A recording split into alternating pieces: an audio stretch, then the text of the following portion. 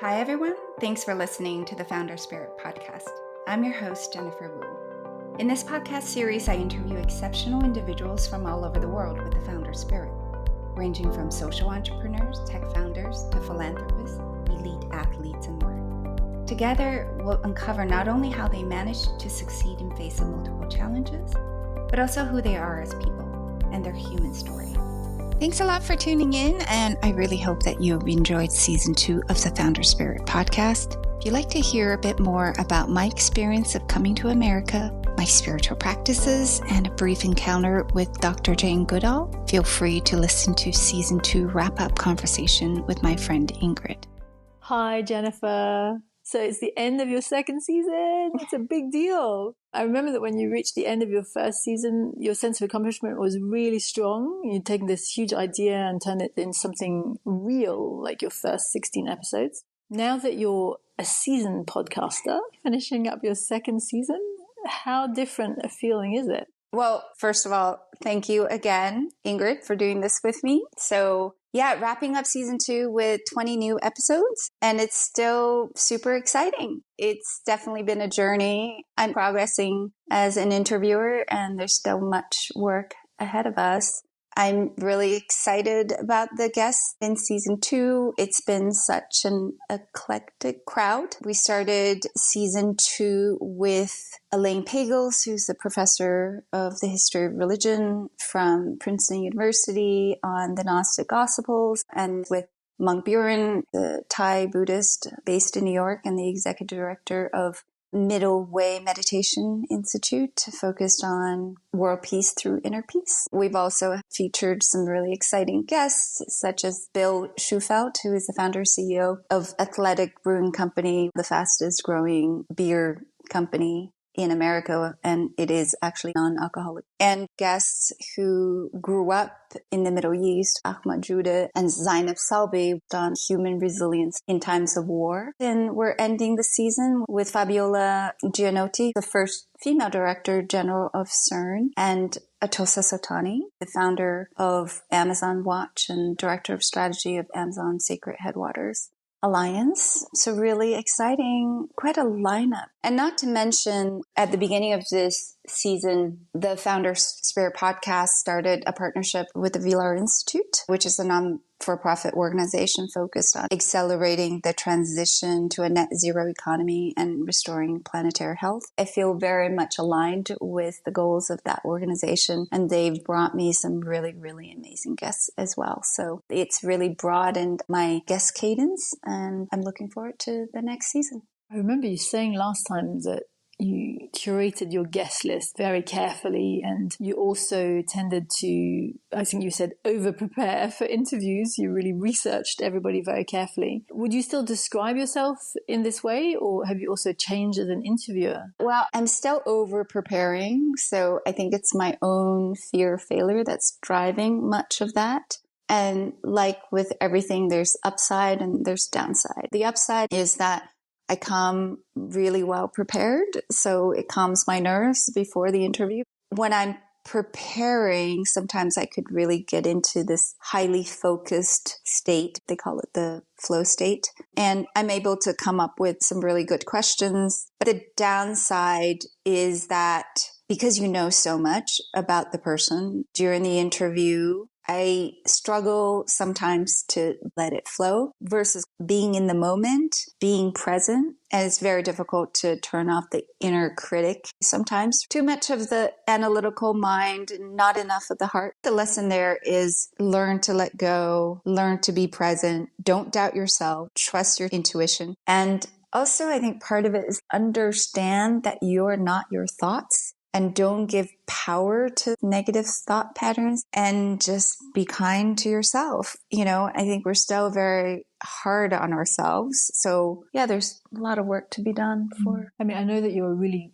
goal-oriented person. And so I could imagine also, especially because you've done so much research about each person, that you're sort of hoping that they're going to say specific things. And it's maybe quite frustrating when you don't get there immediately. But on the other hand, a spontaneous conversation is also really interesting to listen to. It has a different kind of a feeling, and maybe it guides you in directions that you weren't expecting that can ultimately be just as fulfilling. Yeah, absolutely. So maybe the lesson going into the third season is less is more. That's what Monk Buren said. Less is more. It's always a delicate balance. I think Larry King, it is said that he doesn't prepare very much for the interview, and he's really excellent. Yeah. Well, and some people are driven also just by the adrenaline of the moment. That's how they like to kind of handle things. Right? Yeah. Well, it's really interesting to hear all these like personal details about how you're handling it behind the scenes. I noticed also in the episodes this season that on a few occasions you've mentioned a little bit more about your own personal background, emigrating from China as a child and coming to the US. Can you tell us maybe a little bit about your story and how this experience has affected your identity and your values? Sure. I came to America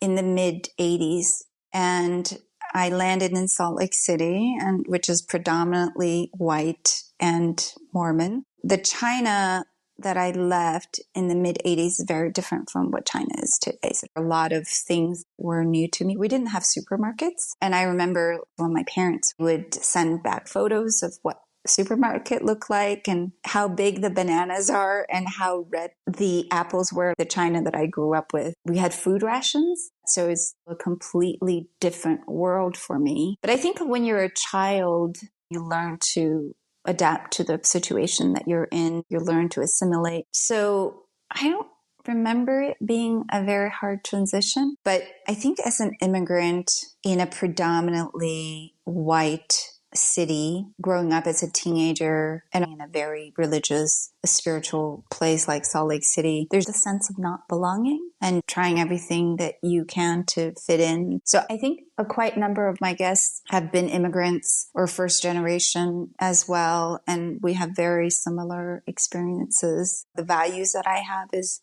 working hard. That comes from being Chinese and also coming to America to achieve the American dream. If you work hard enough, you can achieve your dream. That's the belief system that I had. So that gave me a lot of confidence. I think I'm able to adapt to quite a lot of different situations. Having now lived and worked in 3 different continents, I feel like I'm a bit of a chameleon sometimes. But there's always that fear of failure, the fear of not having enough. I think that scarcity mindset is very present in me. So as a result, I have a very unhealthy relationship with money. And Benjamin Fong Wong and I talked about this on our episode. He also has a very unhealthy relationship with money. And I'm a total guardian, which is, you hold on to money because you have this scarcity mindset. But to some extent, we all do, because that's how we built our societies. Money kind of trumps everything. It drives our behavior. We're, to some extent, completely unconscious of it, but that's what it is. In the episode with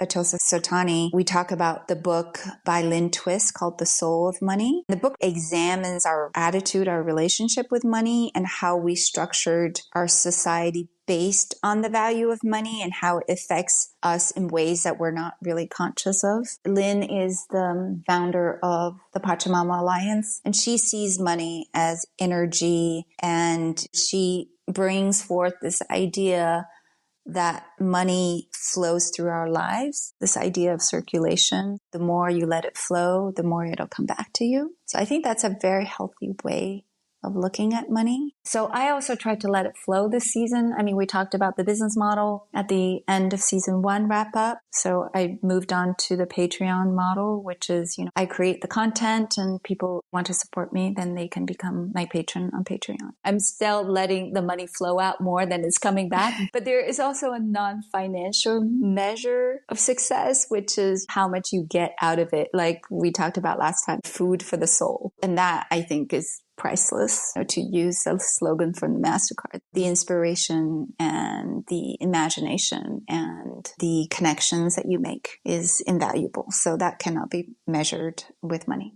Yeah, no, I totally agree. I know that you have strong spiritual practice, and it's interesting to see as well in some of your episodes that there's a little bit more of that creeping into your program. So can you tell us a little bit about that? Maybe explain what your spiritual practice is and whether you are consciously changing the focus of the podcast towards including more guests with this in mind? Sure. So I didn't expect the second season to have this slant towards spirituality, but it turned out to be that way. And, of course, we started with Elaine Pagels on the Gnostic Gospels, then Monk Buren on the wisdom from the silent mind. But I've had a couple of guests where I didn't know that they were very spiritual, like Ahmad Judah and Zainab Salve. In a way, I've had consciously curated some guests like Loic Lemur, who talked about his own journey of self-transformation and spiritual path. But now that's also the path that I'm on. But going back to my own spiritual practice, I recently came back from a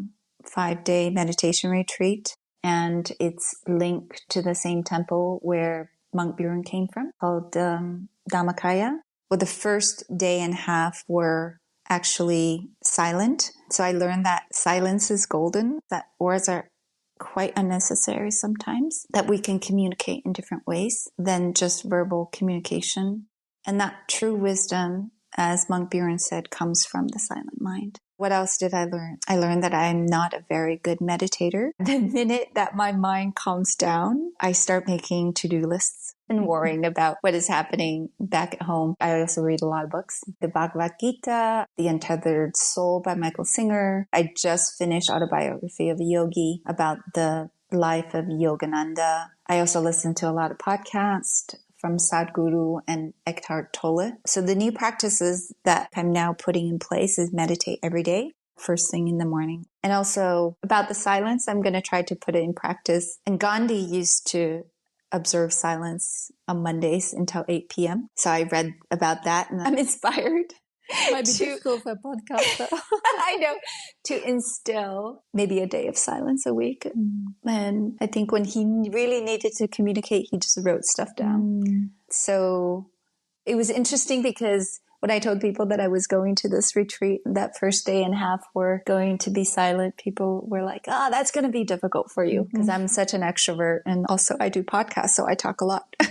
Well, actually, I don't talk that much. I let my guests talk. Oh, one thing I did want to mention is the gratitude journal. So Loic Lemur, through his conferences, I got a hold of the gratitude journal. So it's really great because in the morning, you write down 3 things that you're grateful for and 2 or 3 things of what would make today great. And then at the end of the day, you write down the highlights of your day and what you learned that day. So it really shifted your mindset because even when you're having a bad day, there are still learnings from that difficult situation. I wanted to put this into practice to motivate myself. So I bought also a gratitude journal for my husband. And when we share with each other at the end of the day, the highlights of our day and what we learned, it completely changes the content of the conversation because we have this tendency to complain. So it changes your mindset of how you appreciate the day and what you've learned, and you really move from the negatives to the positives. So anyone else there that's listening right now, I strongly recommend you to do the gratitude journal because little by little, if you do it every day for 2 weeks, you'll see the change in your psyche. And if you're in a funk, pick up the gratitude journal. What about all these little nuggets of wisdom that you're collecting in all your interviews? Are you writing them down to somehow try and remember all of these things that you've learned to apply them to your own life? So I have the transcript that's also on the website. And then my version of the transcript, I highlight the wisdom that I'm collecting. And I've been asked to write a book about it, and I'm not quite ready yet, but I'm collecting them. So I can always go back and look at them. Also, if you go to our website, I have a quote for each episode, and I have a quote from each guest. So that's also part of the wisdom that I go back to. It's really nice to kind of distill down the experience to what you want to remember. Maybe before you write the book, you need to have a little bit more of your own personal wisdom journey. And I would like to hear about the Amazon. So yes, I'm planning a trip to visit the Amazon later this year. I've met the leadership team of Amazon Sacred Headwaters Alliance earlier this year. It's an alliance of 30 indigenous tribes across Ecuador and Peru in the headwater bioregion of the Amazon. So it's the source of the mighty Amazon River. And this group is looking to permanently preserve 85 million acres of the rainforest. I've never been to South America, so I'm looking forward to the journey into the jungle, to sit with the forest and to get downloads from the forest. The chairman of Amazon Sacred Headwaters Alliance is Domingo. He's an elder from the Achua tribe based in the Ecuadorian Amazon. And they have a dream culture where they wake up at 2 to 3 a.m. every morning and they talk about their dreams because sometimes they get revelations or inspirations from their dream. I'm also part of a dream circle where we only do it every 3 or 4 months, not every day. Can't imagine waking up every day at 2 or 3 a.m. I do Kriya Yoga, the breath of fire, where I had visions of the treetops from the Amazon. So I talked to a lot of people who's done the same journey into the Amazon, and they all said it will change your life. So I'm really excited about that. But at the same time, I'm trying not to have too many expectations because I'm someone who over prepares, and from the over preparation, I have certain expectations. So I really don't want to be disappointed. And then also just as I did in the meditation retreat, seeing how the monks live, how they go out every morning at 7 o'clock around the village barefoot and they get food from people. It's not called begging, it's almsgiving, by the way. But in that way, to live side by side for a few days with the indigenous people, maybe participate in a dream circle, hopefully not every day, but just seeing how they live and how they are protecting the forest and hopefully coming back with some insights and trying to then help these people who are basically the guardians of our planet. What we don't realize is that we've now lost 26% of the Amazon forest. And the science says that we're reaching a tipping point where the Amazon could, in the coming decades, turn into a savanna. So it's really about existential survival of not just humans, but also animals and plant species. So yeah, hopefully come back with some lessons from that experience and see how we can help these people going forward. I'm going to come back down to the more prosaic kind of day-to-day life of your podcast after that. That's fascinating. Just over the long term, how do you sustain motivation and inspiration to keep going with this podcast? I think it's really finding inspirational people to interview for me and getting their stories out there. I think we're used to, in media or social media, to follow famous people and key influencers. But I take a different approach, which is there's so many inspiring people out there and they deserve to get the stories out. So it's nice to interview famous people once in a while. You know, it's impressive, I guess, but I also think that we all have incredible experiences if we let ourselves be open to tell the story. Recently, I attended a conference where one of the teaching artists from Art Illusion spoke. Majida is a refugee originally from the Palestinian territories, and she came through Syria into a refugee camp in Turkey. And with nothing, she started an art school for children, because when she went to the camp, she said, "Oh my God, I went from one prison to another." So with nothing, no money, she just started an art school for children under a tree. So that was amazing. And getting those stories out there, I think it's really important. Going back to the comment that Benjamin Von Wang made, and we talked about what is the impact of your art. He said, you know, my responsibility is not to do every aspect of the creation and the impact measurement piece. He said, you know what, I'm just going to focus on my art and hope that it does a really good job of inspiring people. So I'm taking his approach now because I think we tend to really focus on the numbers, like how many lessons did I get? How many followers do I have? So I'm just going to focus on creating the content and hope that will inspire people. And that's it. I think it's also about the depth of impact. That's something that we talked about. If I look on my dashboard, maybe I see one download, but if that one download is able to touch someone deeply, then it's all worth it,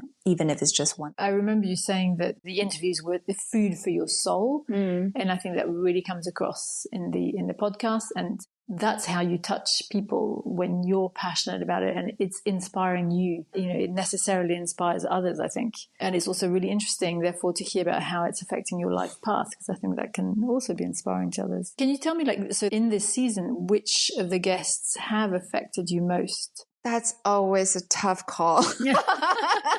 It's really hard. You're making me choose.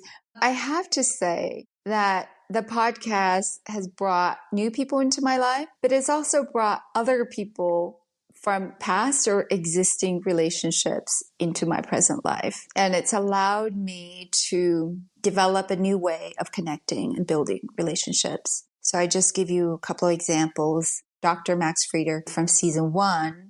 And shortly after we did the episode together, I became a board member of Artolution. With Elaine Pagels, I was the babysitter for children when I was 17 years old. And after I started the podcast, I read her books and then I reached out to her. Karen Say from International Bridges to Justice, I've known her now for 20 years, but I really didn't understand exactly what she was doing and the impact that she was having. And it's amazing to know someone even better than you thought you would. Even my best friend, who I've known for now over 30 years. And I went into the interview and I thought, I know everything about her. And boom, things came out and stuff that I didn't know about. So it's really interesting. And also last but not least, I would say Fabiola Gianotti, who's the head of CERN. It was really also wonderful to hear about her journey. And as my father is a physicist, I'm a daughter of a string theorist. I'm actually truly grateful because the podcast with Fabiola, it really gave me the opportunity for the very first time and at a very, very superficial level, I finally understood what my dad